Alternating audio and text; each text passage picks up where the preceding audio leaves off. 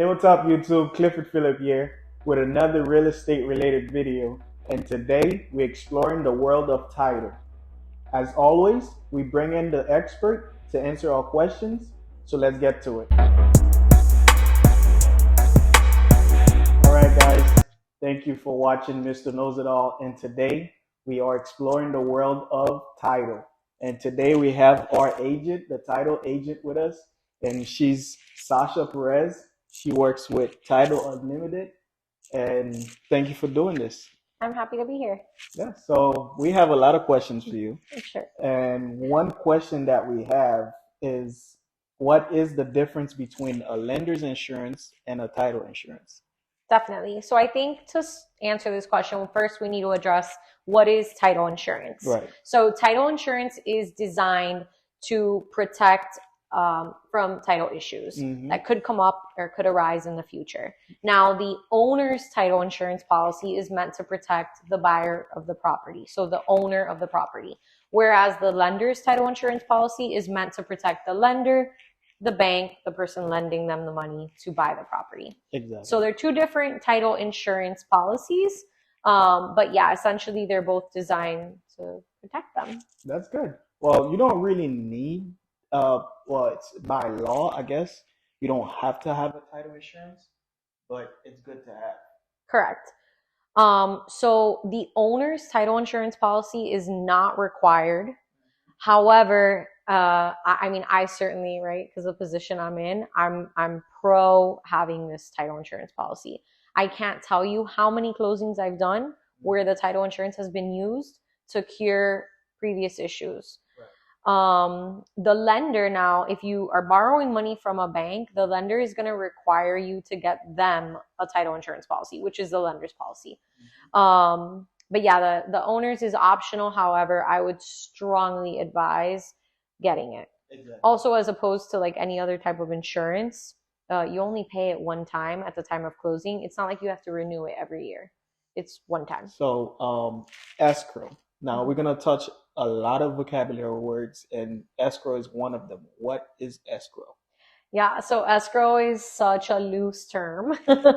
So depending on what state you're located in, escrow can mean a whole lot of things. Right. I think for most people, the question that they have when they're asking about escrow is that they're asking about an escrow deposit, or an earnest money deposit is another term for it. But essentially, it's like a deposit you give when you first start the process. It sort of is your like skin in the game. Like, it means you're serious about the offer that you're making on someone's house. So, hey, I want to buy your house.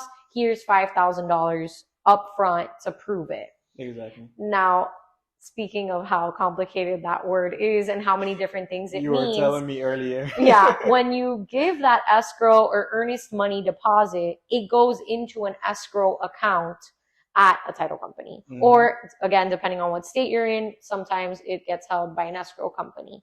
But essentially, it's a special bank account that title companies have or attorneys have where we can hold that money. We can't touch it. It's like safe in there. And then when you go and you close on your property, we basically use that as like a deposit. It's the deposit you made for the house. So it goes towards your closing costs. Perfect. So next one, still stick with vocabulary words, is deed. What is deed? Yeah. On the house? So the deed to the house is essentially your ownership document. So there are different kinds of deeds. There's warranty deeds, special warranty deeds, quick claim deeds. But essentially, it's all just stating that one owner is transferring title to another person. So it's a deed from a grantor to a grantee, or vice versa, whatever the case may be. That's the actual deed.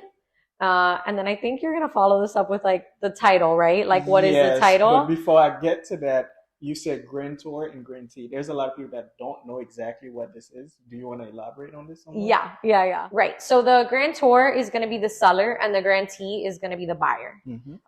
One person is giving the property to another, and that is what you see in the deed.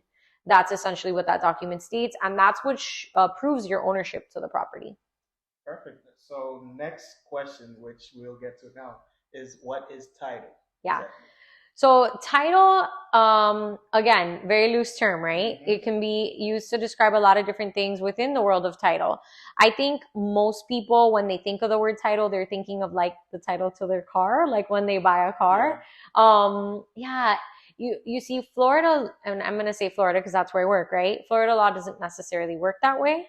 But your title is essentially the ownership part. It gives you ownership of the property, and it gives you a right to sell it in the future. But the title, think of title more as a concept or language that's built into the deed. So I explain to clients when they come to the closing, I'm like, hey, this warranty deed, this is your title. Yeah. Because it gives you the ability to own the property and sell the property in the future, but the deed is really it's all in one. Right. You know. So at closing, what do sellers pay at closing, and what do buyers pay at closing? Yeah. Okay. Let's start with the seller. It's a lot, right? Yeah. Okay. Sellers, both parties can expect to pay a closing fee of some kind. Most title companies charge a closing fee, or they may label it different things like a document preparation fee. It's essentially the job that the agent gets paid for doing their labor. Yeah. Let's call it that. Both parties can expect to pay that. Sellers specifically, in addition to that, are going to be paying transfer stamps, again, depending on where you're located, what that looks like. Here in the state of Florida, typically it's just one fee. It's pretty pricey. It's like, well, I'm not going to get super specific, but it's pretty pricey. It's dependent upon the county that you're located in.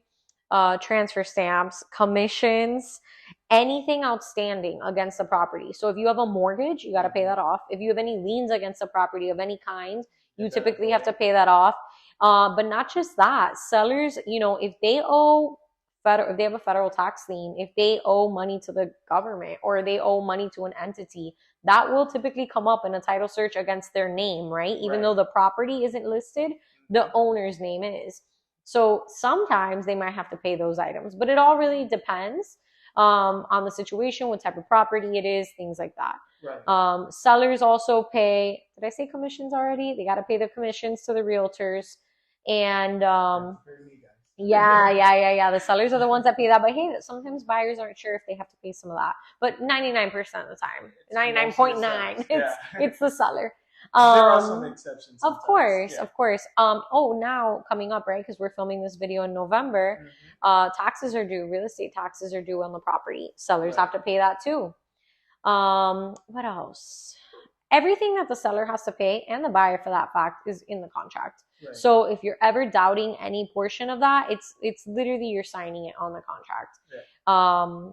So you'll know exactly. There's nothing like that they are sneaking in there. Yeah, I mean, it's going to be at the closing with the, which I call a Bible, because at closing it is. And the seller has to pay less. So, sign less, sorry. They don't sign that big book that the buyer has to sign. Yeah. Another thing that's in the contract that the sellers have to pay is typically the title search and the lien search. Right. So the title and the lien search are the two searches that get done on the property, and usually that's a seller cost. Now, again, it really depends on the contract, because the contract totally dictates who pays for what. Right. So with buyers, what do they have to pay? Yeah. So it's not too different from the sellers. However, the biggest chunk that the buyer has to pay in the title world are those title insurance premiums. So the lender's premium, obviously, right? We discussed if they're getting a loan, they have to get that lender's title insurance. If they're getting an owner's, they have to pay that too. Now, if you buy both at the same time at the closing, which most people do, you get the owner's policy at a super discounted rate. Yeah. So I highly recommend they do that. That's called a simultaneous issue. The other big chunk that the buyer has to pay honestly comes from the lender's fees and paying all those upfront costs. Like, you got to get insurance on the property 1 year paid up front. So you got to pay that insurance right away. Yeah. You got to set up the term escrow, right? This is another term. Exactly. You got to set up your escrow account with your lender, which is money that they're going to collect to pay your taxes and your insurance come next year, right, or all the years to come, right? yeah, So that's another word for escrow. But anyway, yeah, that's more money that they have to pay. And then buyers can expect to pay, the title insurance, closing fee, tax, if there's like any tax prorations, any premiums, like the homeowners insurance, okay. the homeowners insurance. And then another big thing that people tend to like not factor in is the down payment, right? So the difference between your sales price and your loan amount, that's your down payment that you're putting on the property. Right.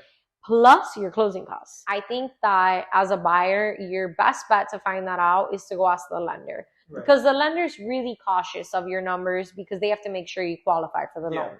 So they're a really great resource if you need an estimate of what the closing is going to cost you, is ask your lender. Right. You can ask your title company, but your title company doesn't know all the fees that your lender is going to add on. So we're kind of like, we don't have all the information at hand. And like you said, yes, 1,000%. They're all estimates up until the day or a couple days before the closing. Yeah. That's when we have the final number. Exactly. So next question, maybe your last question, is what is the purpose of title search? Yeah. So the title search essentially is critical, right? We want to make sure that, number one, the person who's selling you the property actually owns it, has a right to sell it, which sounds crazy, but you'd be surprised. We also want to know, we also want to know, do they owe any money on the property, right? Do they have a mortgage? Do they have any liens, judgments? The title search essentially is like a huge investigation of the public records. So they're searching the name of the sellers, the names of the previous owners of that property, the address, the legal description. They're looking for everything. And then these title examiners, what they do is that they sort through all this information and they essentially say, okay, this is what we found. As a title agent, my job is to essentially clear all that up. I make sure that if you owe money against your property, that I pay that off. Because we also handle all the money. Or like another big thing that happens is that the ownership, right? Like some people own a property or their parents own the property and they may be the only child that their parents had. And so people don't understand the intricate laws of how this process works. So they say, oh, well, my mom and dad passed away 5 years ago. I've been living in the property and now I want to sell it. Well, we need to find out, how do you have a right to sell it? That's really where, how did you gain title, right? And that's where we investigate all that, because I may say, hey, Clifford, like, it's great that you want to sell your parents' house, but they needed to have transferred ownership to you, title to you in some way in order to grant you the permission to sell it. And, we may find out in our title search that you don't have that authority.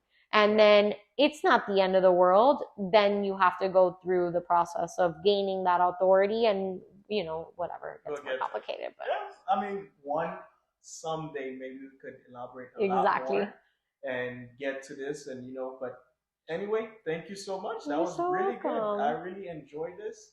I hope we get to do this again. And thank you, Sascha. I'm so happy to have been able to answer any questions. And I'm always here to help. Thank you. Thank you, guys. Thanks for watching. Please subscribe. Please like. I'll see you in the next. One thing about title that I want to make sure you're aware of is that it's so dependent upon where you're located. Your state laws or your county laws. These all dictate what title costs you may have to pay for and how title works in general. I want to thank Mr. Knows It All for having me on his channel. I think what you're doing is incredible, and education will make you a more confident buyer and a more confident seller. If you're interested in seeing more videos or that I do, I'm over on TikTok. You can check me out at sascha.titleagent. Thanks again for having me.